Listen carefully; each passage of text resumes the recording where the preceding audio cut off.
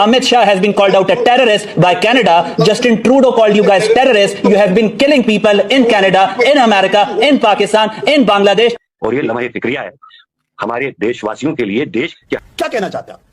अरे भाई जंग थी, हिंदुस्तान मानता है, लोगों की जानें गई, आप कह रहे हैं ये युद्ध नहीं था। एक ऐसे महान देश को जिसके बाशिंदे अगर कहीं भी जाते थे तो इज्जत की ऊंची निगाह से उनको देखा जाता था, और आज हाल ये है। और हमारी सरकार का एक भी नुमाइंदा पब्लिकली आकर कहने के लिए तैयार नहीं है, mister Trump you please shut up. रूस ने भारत को झटका दे दिया है, पाकिस्तान से हाथ मिला लिया है, और पुतिन और शहबाज का ये नया प्लान क्या है ये आपको आज समझना है। भारत के सरकारी कर्मचारी कितने निकम्मे और चोरी वाला काम करते हैं आप ऐसे देखिए। एक रेल लाइन बिछानी थी, 10 सालों तक नहीं बिछाया। सब ईरान कहा कि बहुत लेट हो रहा है, रद्द कर देते हैं, कैंसिल कर दिया। चाइना बना लिया उससे बड़का सड़क। दुशांबे में हमारा सैन्य अड्डा है। भारत का प्रोग्राम था कि मेरे देश की आंखों में आंसू लाए गए, ऐसा मैंने बचपन से आज तक नहीं देखा है। आज हिंदुस्तानियों के आंखों में आंसू है, ऐसी बेइज्जती हमने पूरी जिंदगी में अपने नहीं देखी है।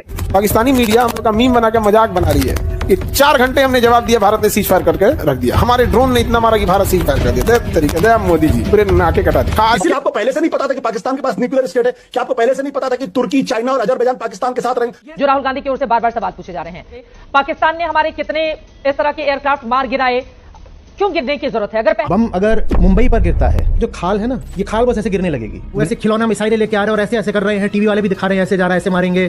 तुमने क्या वीडियो गेम समझ रखा है, मनोरंजन समझ रखा है, क्या है? ये देश के 2 टुकड़े कराने का काम मोदी जी जरूर कर सकते हैं, लेकिन पाकिस्तान के 2 टुकड़े मोदी जी नहीं करा सकते। मोदी जी की बस की नहीं है। ये पूछा ना नरेंद्र मोदी से, पैर पकड़े अमेरिका के कि हमें पाकिस्तान से बचा लो। बांग्लादेश में वो खुशियां मना रहे हैं, चीन में हवाई जहाज को लेके मीम्स बनाए जा रहे हैं। हर तरह से हमारे दिल बहुत परेशान है। चेहरे पे हमने ऐसा मुखौटा लगाया है कि हम जीत गए हैं, हम विश्व गुरु हैं, लेकिन अंदर से हमको पता है हम तरीके से देश को शर्मसार करने का, सेना के मनोबल तोड़ने का, जनता का विश्वास तोड़ने का, विपक्ष का भरोसा तोड़ने का, इन सारी घटनाओं का जिम्मेदार कौन? कई लोग बोलेंगे यार ऐसे थोड़ा ना होता है मेजर साहब, आप मैप पे कुछ भी बोल रहे हो। मैं कुछ भी नहीं बोल रहा दोस्तों, मैं बड़े सोच समझ के बोल रहा हूं, and I stand by my words. Let me give you 2-3 examples. आपको लगता है कि युद्ध बहुत आसान है, भारत क्यों पीछे हट गया, अचानक क्यों बंद हो गया?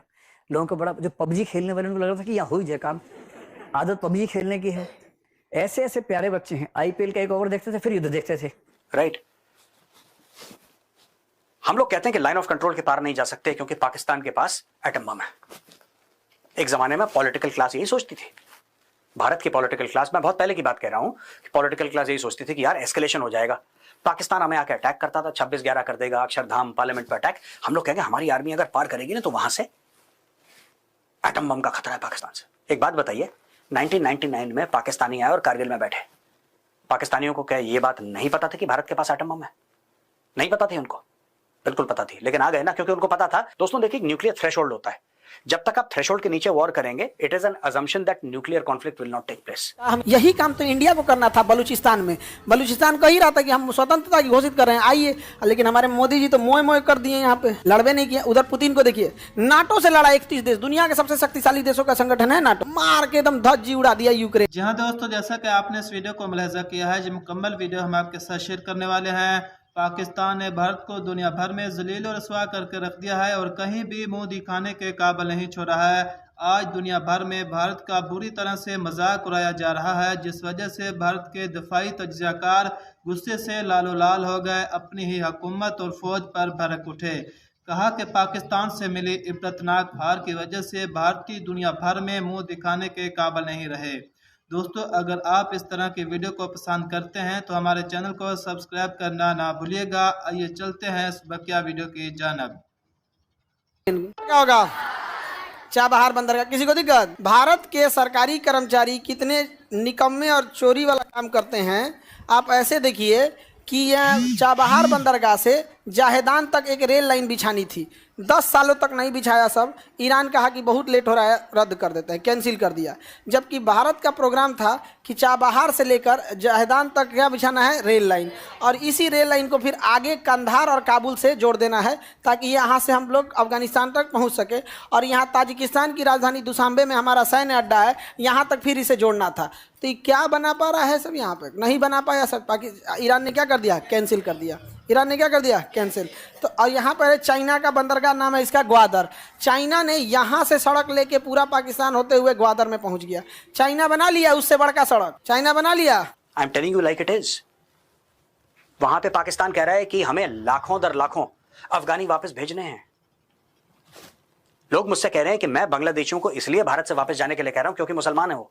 तो अफगान मुसलमान नहीं जिनको पाकिस्तान भेज रहा है वापस।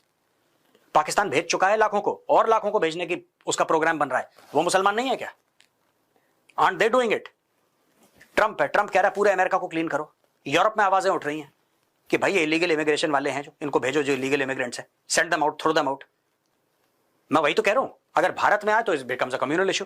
Why should it become a communal issue if they are illegal immigrants? Throw them out. यही तो मैंने बोला वहां पे। Look at this major Gaurav Arya and he has done the nonsense.